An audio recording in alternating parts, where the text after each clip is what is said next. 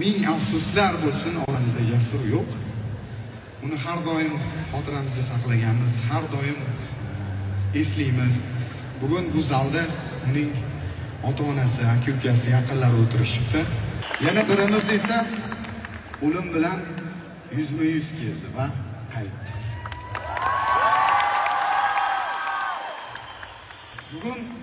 Bugun bu sahnada nafaqat ikki kishi turibmiz, balki biz bilan birga xotiralar turibdi.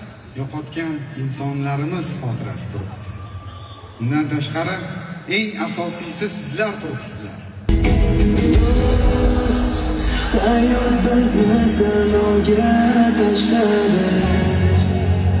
Kim do'st, kim dushman ajratmadi.